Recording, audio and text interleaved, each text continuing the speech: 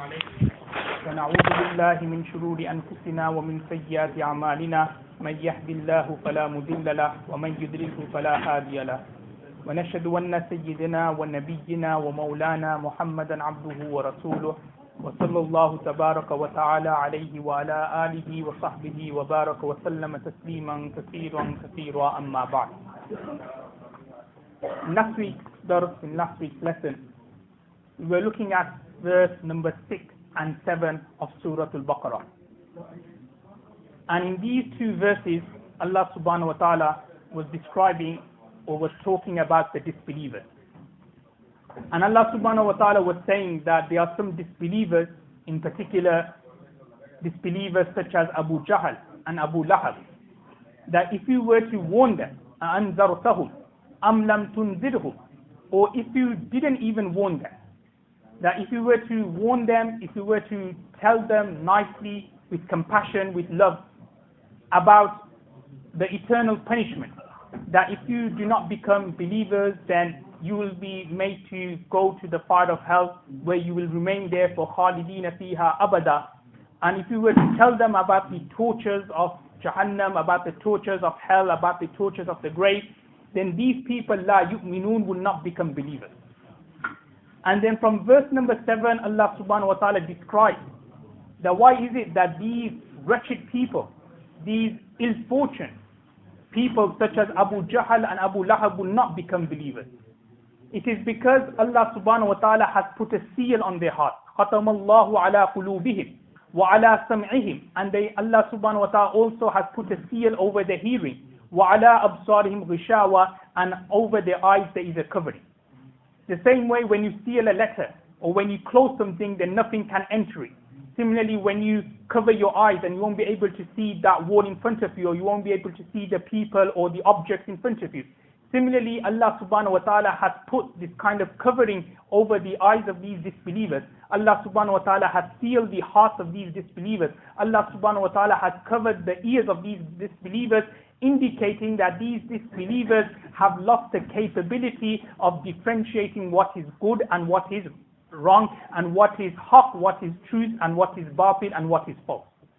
Because they've lost this inner reform to rectify themselves, so irrespective of how many times you, Rasulullah sallallahu alaihi wasallam, go to them and tell them about Islam, tell them to believe in the oneness of Allah subhanahu wa ta'ala, tell them to believe in me, Rasulullah sallallahu alaihi wasallam, tell them about the eternal punishment, tell them about Jannah, tell them about the hereafter, tell them about life after death, these people will not be able to understand, these people will not be able to reform, these people will not be able to rectify themselves. Why? Because Allah subhanahu wa ta'ala has covered their body, has covered their hearing, Allah subhanahu wa ta'ala has covered their eyes to such an extent that they lost all capacity and all capability of understanding what is Islam, what is the truth, and to differentiate what is something truth, so what is haqq, and what is batil, and what is false. Now from verse number 7, I also mentioned, let's look at it in this way, that verse number 7 finishes off with by Allah subhanahu wa ta'ala saying, وَلَهُمْ عَذَابٌ عَظِيمٌ. That for these disbelievers, there is a mighty punishment. And I kind of indicated to this point last week, and I mentioned that these disbelievers will receive the punishment in the hereafter. Abu Jahl, Abu Lahab, and obviously those disbelievers who die in the state of disbelief and kufr, then they will receive the punishment in the hereafter, and this is substantiated from many verses in the Holy Quran. But by Allah subhanahu wa ta'ala using the word mighty punishment, some scholars have also deduced that these disbelievers will also receive punishment in this world as well. And the gravest or the most serious punishment, or you could say the most damaging punishment these disbelievers receive, is, when you look at it, is the punishment which they receive in this world. And the punishment which these disbelievers receive in this world is, as I kind of indicated to you before, is this inability to rectify yourself. Now when you look at it, this is the actual damaging punishment. This is the one which takes you, or which took the disbelievers to Jahannam.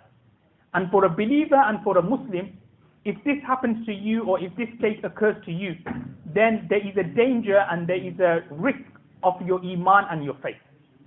And what is it? It is the hadith which can be found in Sunan al-Tirmidhi, where the Prophet of Allah sallallahu alaihi wasallam has said that if a person, if he does a sin, then a black dot appears on his heart.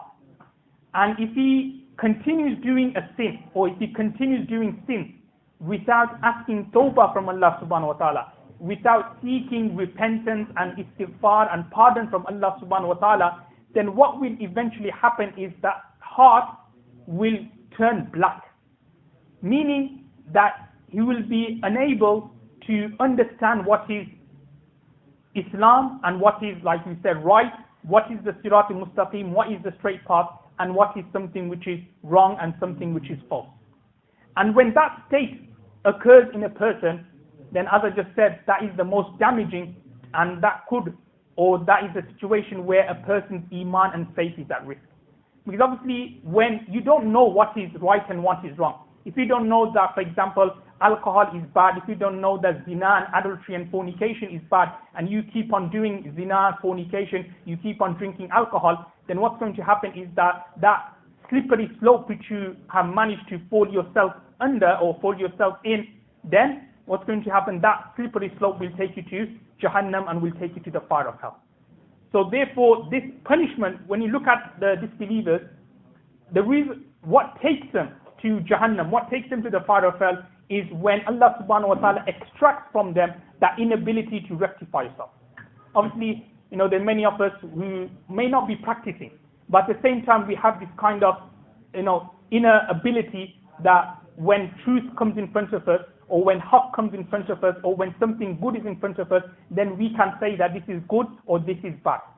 But when you lose that differentiating quality, that you cannot differentiate that somebody is doing zina, and you cannot say that, or this is something bad, you don't feel this kind of thing in your heart that this is something bad, or you see people, missing their prayers, you see people like swearing, and you don't even feel anything in your heart, then that's where a person's iman is at danger, that's where a person's faith is at risk.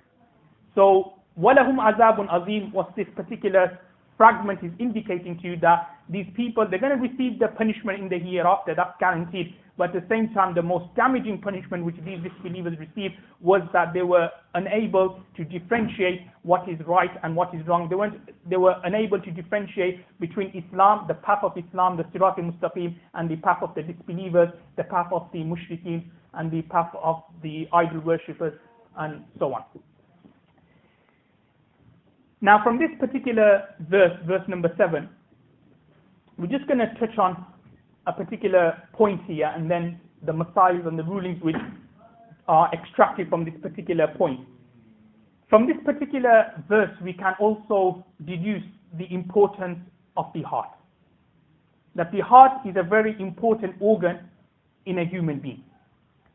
And it is because of a hadith which can be found in Sahih al-Bukhari, where the Prophet of Allah sallallahu alaihi wasallam has said that there is an organ in a person's body, that إذا صلحت صلح الجسد كله, that if this organ is rectified, if it is correct, then your whole body is rectified, the whole body is correct.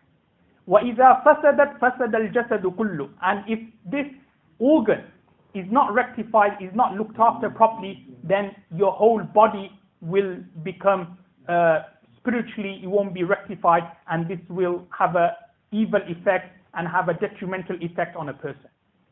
Ala wa hiya al-qalb, verily this organ is the qalb and is the heart. Now what this particular hadith is trying to say is, whatever feelings you have in your heart, or however your heart is, that's how you're going to be. If you have humbleness, if you have humility, if you have tawadu in your heart, then your other body parts will display this tawadu, will display this humility, will display this humbleness. However, if you have greed in your heart, if you have jealousy or hatred or malice in your heart, then your other body parts will display that. Even though you're going to try your best not to show this jealousy, but the way you're acting, your behavior will show or will say to everyone that this person has something against this brother, or this person has a grudge against this brother. Why? Because of his behavior and the way he is acting. So the heart is the most important organ and the most important part of a person. And that's why when we come to look at Iman, we don't look at Iman on a person's tongue, but we look at his heart. And that's why all these scholars have said that an Iman, the definition of Iman is tasdiqu bil qalb, is to verify with your heart. And then whatever you have verified with your heart, to say verbally on your tongue, that is a condition. If a person say, for example, he just says, I'm a believer, but in his heart he's got disbelief, he's got kufr, like the munafiqeen, which is coming up later, then obviously that person is not a believer. So when it comes to the heart, it's the most important part, because that can be shown through the definition of Iman, because the definition of Iman is tasdiqu bil qalb, is to verify and is to believe with your heart. Now the masail which can be established from this particular point is with regards to intentions. And those of brothers who are writing down, you could like put a subtitle here, the fiqh of intention, that we're going to look at some masail and some rulings with regards to intention. Now intentions or niyyah, the definition of niyyah or intention is aqdul qalb, something which originates from your heart. And intention is something which is very, very important. When we look at all the ibadah and all the acts of worship, all of them requires intention. Just say, take the example of namaz. If a person just say, for example, comes to the mosque and he just reads namaz without making an intention and so on, he just reads 4 rakats namaz, then that namaz which he had read will be considered optional. It will not be considered as he has read his Zuhr Salah, he has read his Asr Salah, he has read his Isha Salah, and so on. Similarly, for example, a person wants to fast, so he remains hungry, or he refrains from eating and drinking and from sexual intercourse from Fajr time, from the beginning of Fajr all the way until Maghrib time. Now, if he didn't make the intention of Roza and fasting, so that 14, 15 hours he remained hungry will be considered as he just remained hungry. He didn't get any reward. There will be no reward and no sawab from Allah subhanahu wa ta'ala. Similarly, take the example of zakat. That if a person, if he gave, say, £50 to a poor person, and he didn't make the intention that this £50 is for zakat, then that £50 which he gave to the poor person, that will be considered as an optional charity. And the same thing applies for Hajj as well, and so on, and other acts of worship. So every ibadah and every act of worship which a person does, intention is a requirement, is a prerequisite. If you don't make an intention, then your namaz will not be done. If you don't make an intention, then that compulsory fast or that roza or your fasting which you are keeping or zakat, that will not be done. So therefore intention is something which is very important. But at the same time, intention is something which is very easy to do. You don't need to spend any money to make an intention. You don't need to, like, for example, need to do some kind of extra effort or make an extra effort to make an intention. Intention is important, but it's very easy to do. And by making the intention, then a person will get a reward. And obviously the very first hadith of Sahih al-Bukhari illustrates to that point, that were narrated by Sayyidina Umar bin Khattab radiallahu anhu, that the Prophet of Allah sallallahu alaihi wasallam said, "Innamal a'malu bin niyat," the actions are according to intention. Scholars have written that things which are mubah, things which are permissible, or things which you do normally out of fun, if a person was to make an intention, was to make a good intention, then he will get a reward for that. I'll give you an example. Take the example of eating and drinking. Now obviously you need to eat every day, you need to drink every day. But if a person whilst eating, if he makes the intention that I am eating so that I can gain strength, so that I can remember Allah subhanahu wa ta'ala more, I can wake up for tahajjud and read my tahajjud prayer, I can do extra optional prayers, even though like in his heart, he may be, or in the back of the mind, he may be thinking that, look, I'm not going to wake up for tahajjud, but he just makes the intention, just says it, then that person will get a reward for that. And this is substantiated from a hadith of Sahih al-Muslim, where the Prophet of Allah sallallahu alaihi wasallam has said that if a person, if he makes the intention to do something, then he gets 1 reward. And if a person makes the intention to do something and then he goes on to do that thing, he will get 10 rewards. And if a person, say, made the intention of doing something bad, he made the intention of, for example, stealing something, he made the intention of drinking alcohol, but he doesn't do it, then he won't get a sin. However, if he makes the intention of doing something bad and then he goes on to do it, then he will only get one sin. So even making the intention of doing something, even if you don't do it at the end of the day, you'll still get a reward. Things such as, like for example, many of you play football, play cricket. So whilst playing football, if you make an intention that I'm playing football so I can become strong, then I can, help Islam, I can do some khidmah and some service for deen. I can, for example, remember Allah subhanahu wa ta'ala more, I will have more strength to read more optional prayers. Then again, by just making this intention, a person will get a reward. Many of you may be going to college or university, so you may be studying, say, medicine. So when you're studying medicine, you're going to be doing this course for 3-4 years. So every day when you're going for your lectures and so on, if you just make an intention that I'm studying medicine so that when I graduate, I can become a doctor, and then after that I can help the Muslim brothers and sisters, those who are ill, I will be able to cure them and so on and so forth. Something like that, you'll get reward for that.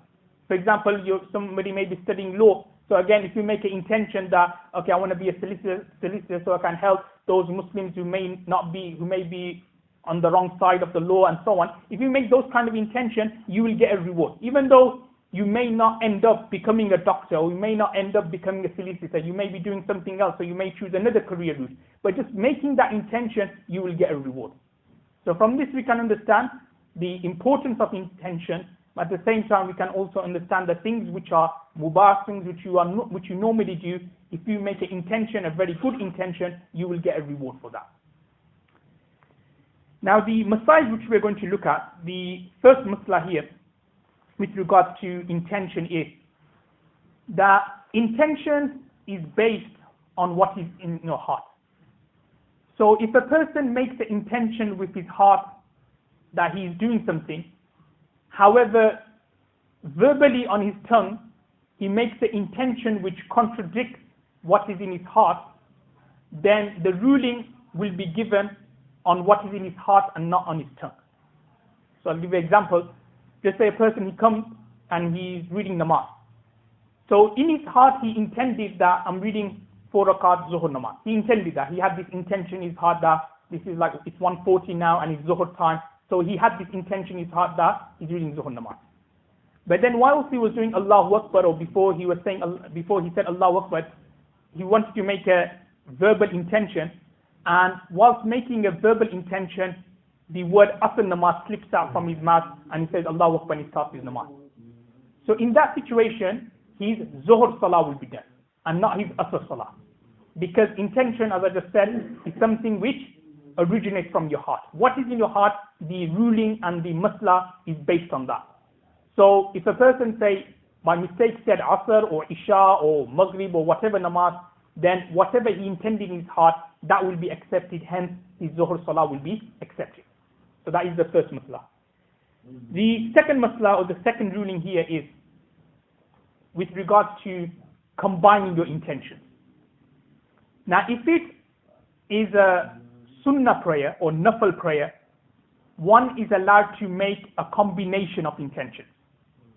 So just say, for example, you just come to the mosque and there's still half an hour left before the namaz starts. So you just want to read 2 rakat, like nafil prayer. Now in that nafil prayer, you can make a combination of intention. You can make an intention of salatul, like for example, tahiyatul masjid. You can make the intention of tahiyatul wudu. You can make the intention of salatul hajat or salatul tawbah or salatul shukr, and all these other types of optional and nafil prayers. If you make an intention of all of them, just around 5-6 of them, and you just read only 1-2 rakat salah, then you will get the reward for each one of them. Even though it's preferable to read them separately, however, if a person makes a combination of intention, he will get the reward for each one of them. So he will get the reward of tahiyatul masjid, he will get the reward of tahiyatul wudu, he will get the reward of salatul tawbah, salatul hajah, and any other salah which he intends, like salatul iftikhar and so on. All these will be accepted and he will get the reward for each one of them. However, in fara'id, something which is compulsory and obligatory, then you cannot make a combination of intention. So for example, like you cannot come and say read a 4 rakat salah and make an intention that you're reading zuhur, you're reading asr, you're reading isha at the same time. That would not be allowed, that would not be permissible. So in nafil prayers, it is permissible to make a combination of intentions. However, with regards to faraid and compulsory namazis, then it is not permissible to make a combination of intentions. The third situation here is whether you can make a combination of one of each. Like, can you make an intention of farz and sunnah? Like you're reading 4 rakat, Zuhr Salah, say for example. So, or for example, let's make it a bit more something which is applied to us. Like for example, let's say many people ask this question that obviously the month of Shawwal is passing. So there may be some women who, because of their periods, they miss some fast in the month of Ramadan, let's say 5 fasts.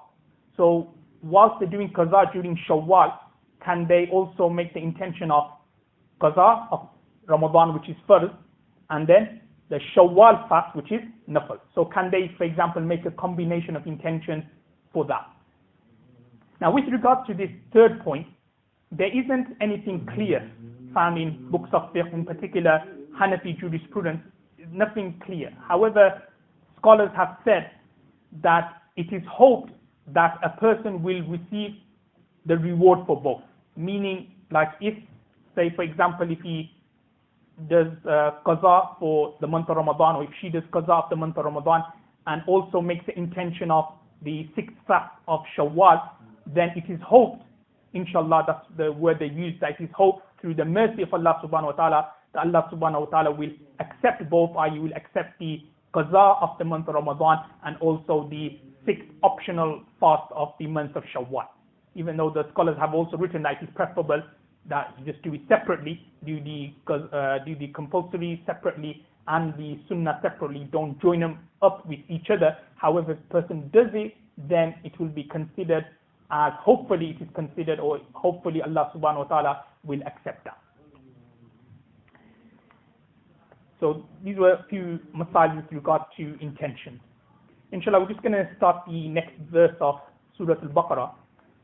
The next verse of Surah Al-Baqarah, which is verse number 8, Allah subhanahu wa ta'ala says, وَمِنَ النَّاسِ مَنْ يَقُولُ آمَنَّا بِاللَّهِ وَبِالْيَوْمِ الْآخِرِ وَمَا هُمْ بِمُؤْمِنِينَ. That there are some people who say, آمَنَّا بِاللَّهِ, that we believe in Allah subhanahu wa ta'ala. وَبِالْيَوْمِ الْآخِرِ, and we believe in the last day. وَمَا هُمْ بِمُؤْمِنِينَ, however, these people are not believers. Now, as I mentioned a couple of weeks ago, I probably also mentioned this point last week as well, that the first 20 verses of Surah Al-Baqarah, Allah subhanahu wa ta'ala talks about 3 groups of people or 3 types of people. The first 5 verses, Allah subhanahu wa ta'ala talked about the God-fearing people, talked about the muttaqeen, and He mentioned some qualities of these God-fearing people. الَّذِينَ يُؤْمِنُونَ بِالْغَيْبِ, they believe in the unseen, وَيُقِيمُونَ الصَّلَاةَ, they establish salah, and so on and so forth, all the way until وَأُولَٰئِكَ هُمُ الْمُفْلِحُونَ.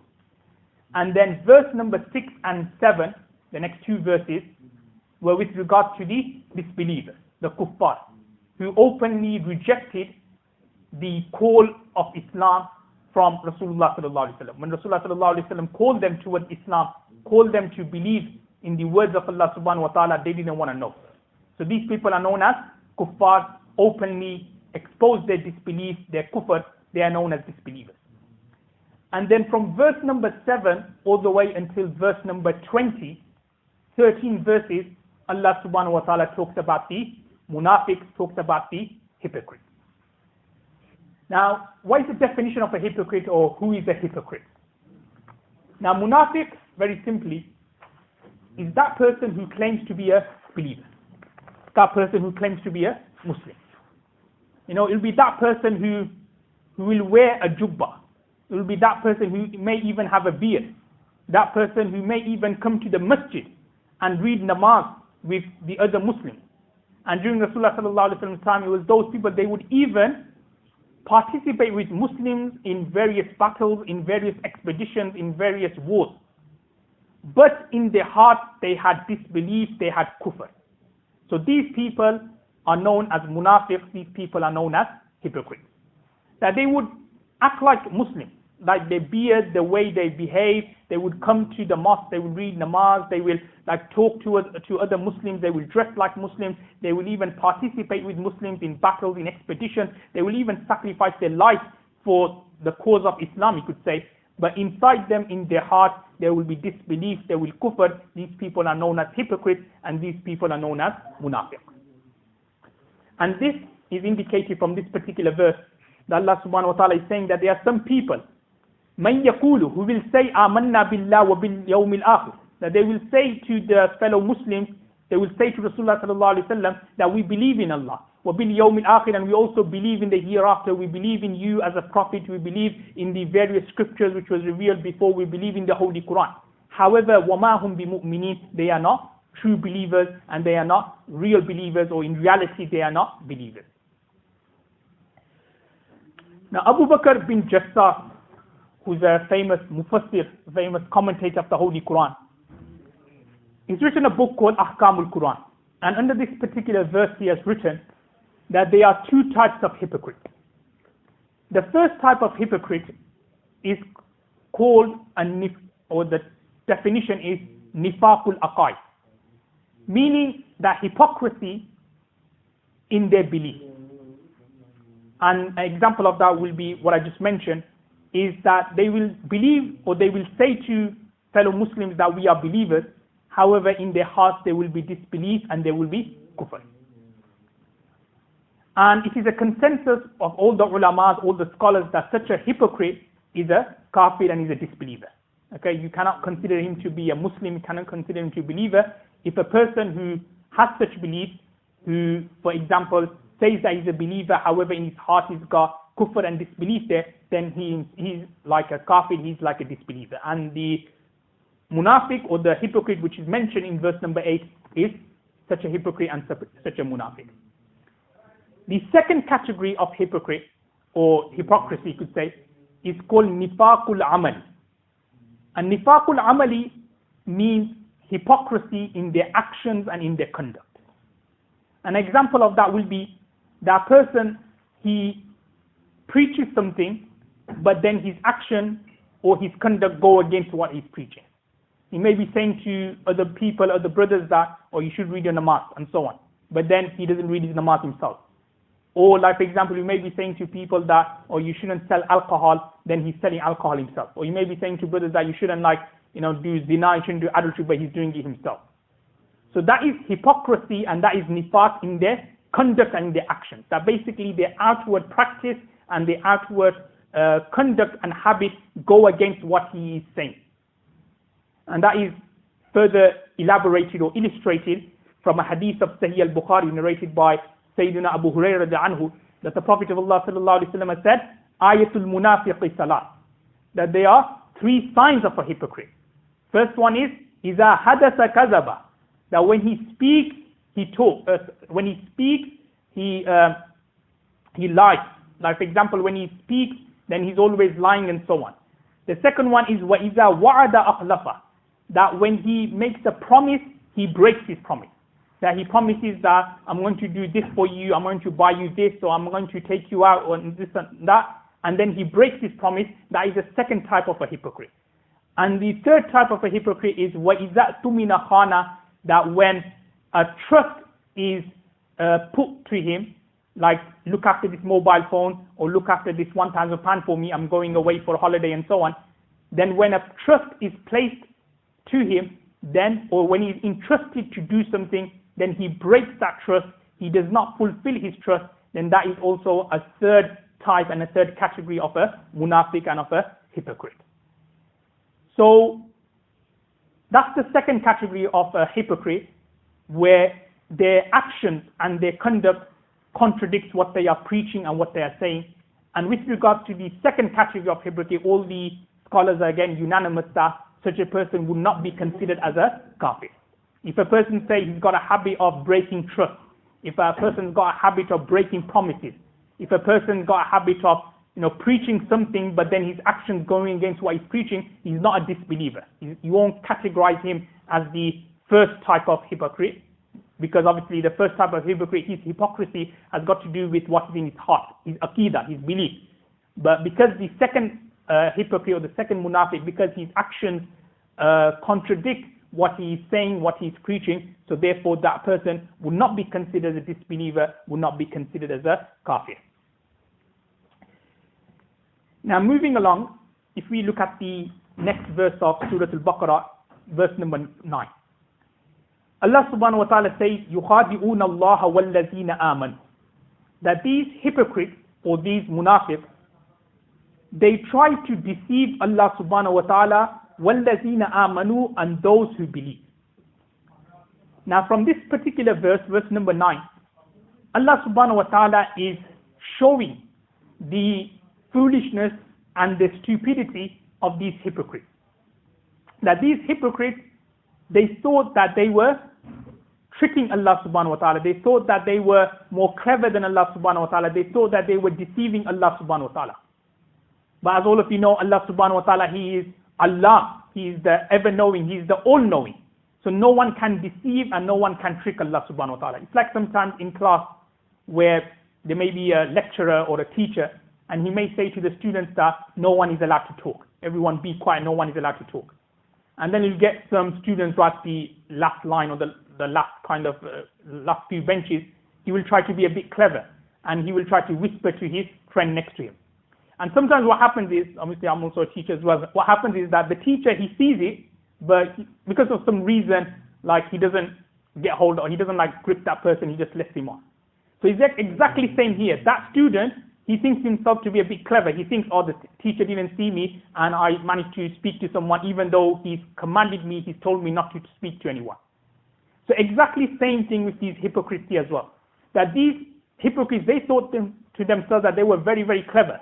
They thought that, look at these Muslims, we are telling them that we are believers, but then in our heart we got disbelief, we got kufr there, they haven't realized. And they also, in other verses, also say as well that even Allah subhanahu wa ta'ala hasn't realized, because if Allah subhanahu wa ta'ala had realized, or if there was a God, then He would have punished us, He would have sent azab, He would have sent a punishment from the sky to finish us off. So they thought that they were deceiving Allah subhanahu wa ta'ala. They thought to themselves to be very clever. Then Allah subhanahu wa ta'ala replied by saying, وَمَا يَخْدَعُونَ إِلَّا أَنفُسَهُمْ وَمَا يَشْعُرُونَ. That they are not deceiving but themselves. إِلَّا أَنفُسَهُمْ, but themselves, وَمَا يَشْعُرُونَ, and they are not aware of that. Now how are they deceiving themselves? When we look at it, a person who doesn't know what he is, or what kind of group or what kind of belief or religion he belongs to, that person is the most confused person in society. Everyone, he likes to be affiliated to a group. Like you're either Muslim or you're a disbeliever. You're either one of them two. If a person say, you'll find some people like they are confused, that they'll say to themselves, I'm not sure whether I'm Muslim, I'm not sure whether I'm Christian, whether I'm a Jew, or whether I'm atheist, and so on.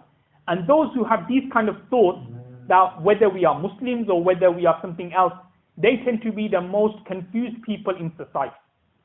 So Allah subhanahu wa ta'ala is saying that these hypocrites, they are in fact deceiving themselves. Outwardly, they're saying that we believe in Allah subhanahu wa ta'ala, we believe in Islam and so on. Then inwardly they're saying, no, we are kafir, we are disbelievers. So Allah subhanahu wa ta'ala is saying that these people, in fact, in reality, they're not tricking Allah subhanahu wa ta'ala, they're not deceiving the Muslims, they are in fact deceiving themselves. Outwardly, they are saying, oh, we are Muslims, they're going to namaz and so on. They are participating in various battles and expeditions. And then inwardly, they got kufr and disbelief. So Allah subhanahu wa ta'ala is saying that these people are the most confused and the most, like you say, foolish, because they are in fact deceiving themselves. And that is what is meant by here. وَمَا يَخْدَعُونَ إِلَّا أَنفُسَهُمْ وَمَا يَشْعُرُونَ. However, they are not aware of this, that they are confusing themselves. The next part, verse number 10. Allah subhanahu wa ta'ala, He goes on to mention that what is it, or why is it that these hypocrites chose this way? Because when you look at it, being a hypocrite is not something nice. Just looking at it for a objective way, being a hypocrite isn't a very good way of life. Because what happens is that a hypocrite, he's always scared. Because obviously he's saying to the Muslims that he's a believer.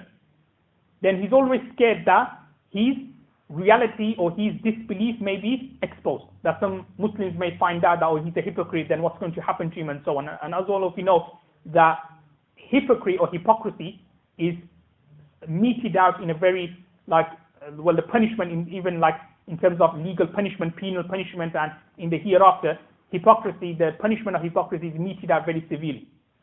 That's why it comes in the Holy Quran that the munafiq, they will be in the lowest level of Jahannam.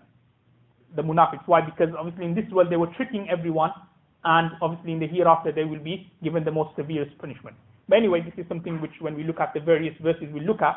So as I was saying, that being a hypocrite or munafiq isn't something good or isn't something nice, because you're always scared. You're always like scared, or just say if he finds out, or if I do something, just say somebody. You're always looking behind your back and so on.